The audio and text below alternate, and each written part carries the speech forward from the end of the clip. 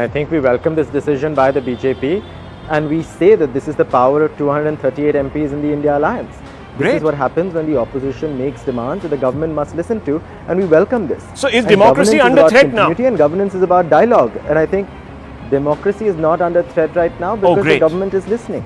And I think this is a move that needs to be celebrated, Rahul. And I'll tell you this for one very simple reason. Is Modi a dictator? Consistently upheld. Is Modi now a dictator? Upheld. No, please tell me, is Modi a dictator? We've never said Prime Minister Narendra Modi is a dictator. Oh, really? You didn't say that? We've never said Prime Minister Narendra Modi is a dictator. And we have hundreds of times. Rahul, couple of points. What hurts is that the politicians are scared to even listen to the person whom they worship, and this is my problem. When you start worshipping people, you stop following them.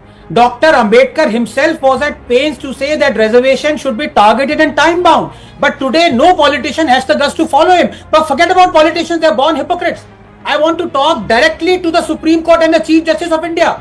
If you are morally obliged to give reservations in this country, and you are, why aren't there reservations in the Supreme Court? Answer if you have the guts. Rajiv Gandhi, Indira Gandhi had a problem with quotas, and they made it very clear. VP Singh actually, as you know, viewers, even broke away, formed his own outfit, formed a government, and then got the mandal done, and everyone was sort of in a bundle of confusion. As you know, everything got spun around. In 2010, Prime Minister Manmohan Singh in UPA 2 jumps up and says, no, we must do it. They do it, they botch it, viewers. 4,000 crores spent, botched. They couldn't publish it because it came out with some hysterical numbers on the number of castes. So they shot themselves in the foot. Whether they messed it up by deliberation or by design, I don't know. But it went out of conversation from 2011 right up till 2023. Out of conversation. Dr. Ranganathan, am I right? Am I wrong? You tell me. Good evening, Rahul, and thank you very much for having this very important debate that is not being held on many other channels. So kudos to you. I have 3 points to make very briefly. Number one, I believe reservation should be targeted and time bound, as was reinforced by none other than the Chief Justice of India and Justice Pardiwala, and also Prakash Ambedkar, the grandson of Dr. Ambedkar, that even Dr. Ambedkar wanted reservations for only a limited period of 10 or 30 years. Why do our politicians not have the guts to implement that? Number two, I am for a caste census simply because logic says if you are giving reservations to backward castes and classes based on caste, it makes sense to find out how many are they as percentage of population, or else how will you exclude or include those taking advantage of the state largesse?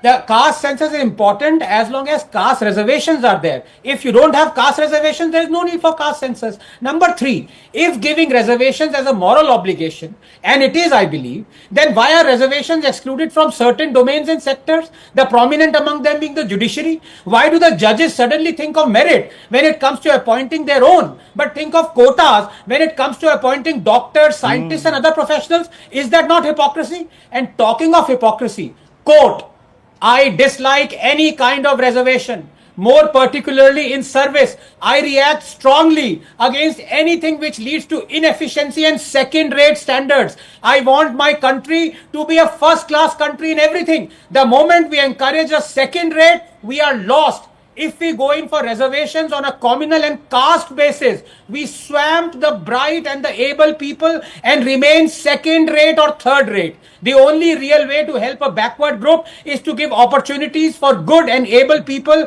and remain second. Help should be given on economic consideration and not caste, unquote.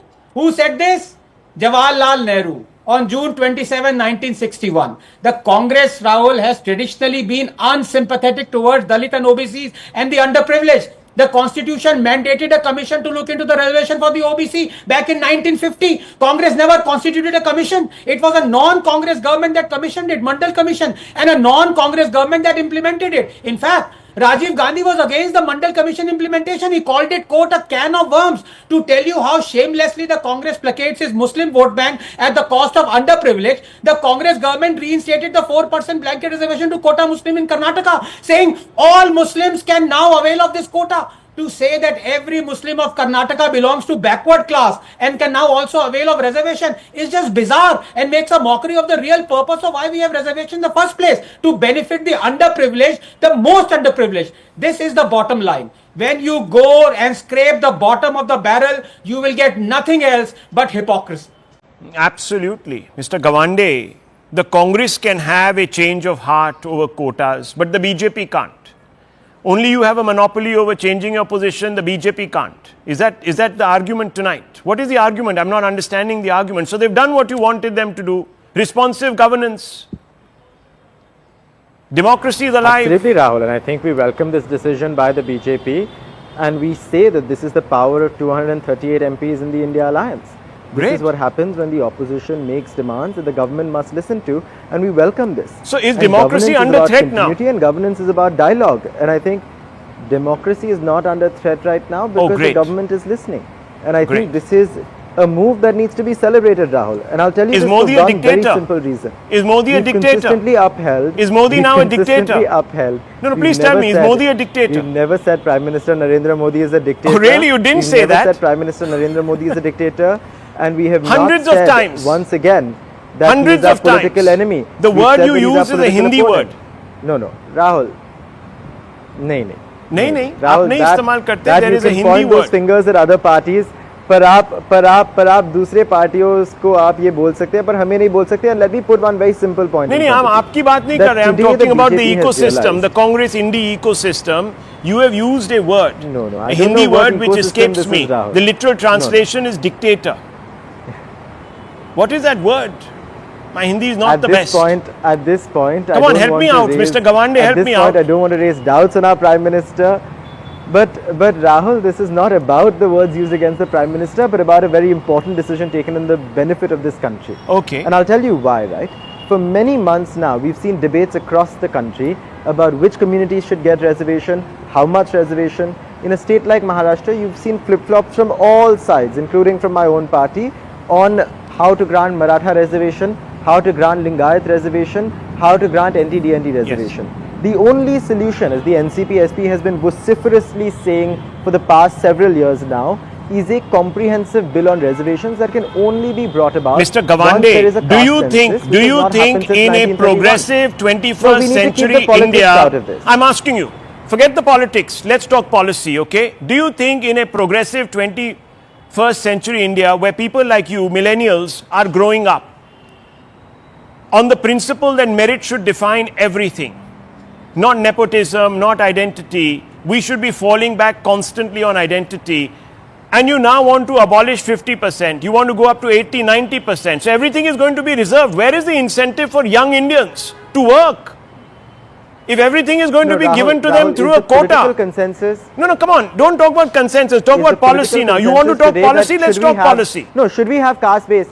Should we have caste-based reservation? Why should we? Why should we? Should we not have opportunity-based? No, should we or should we not have economic criteria? We should have economic criteria. I think we should have caste-based reservations. Why should we have caste-based? I think we should have caste-based reservations, and we should also have economic criteria. No, but why should we have caste-based? Why should we have caste-based reservations? Because there's been a long-standing 78 years, sir, we have been independent. 78 years. In our constitution. Dr. Ranganathan, do we need caste-based? Do we need caste-based reservations for the next 100 years? Because this is where we are going, and the opposition is pushing this point. I want you to tell me, you are a person who's a self-made man. So is the government. Your parents were self-made people. Please ask the government whether they want. You studied hard. You got into college. Does the BJP you're sitting here. You're sitting here, an educated man. I don't know how you have been stymied. You didn't come from the greatest, richest family. Your father was not a Gandhi. I'm asking you. Rahul, couple of points. What hurts is that the politicians are scared to even listen to the person whom they worship, and this is my problem. When you start worshipping people, you stop following them. Dr. Ambedkar himself was at pains to say that reservation should be targeted and time-bound. But today, no politician has the guts to follow him. But forget about politicians, they are born hypocrites. I want to talk directly to the Supreme Court and the Chief Justice of India.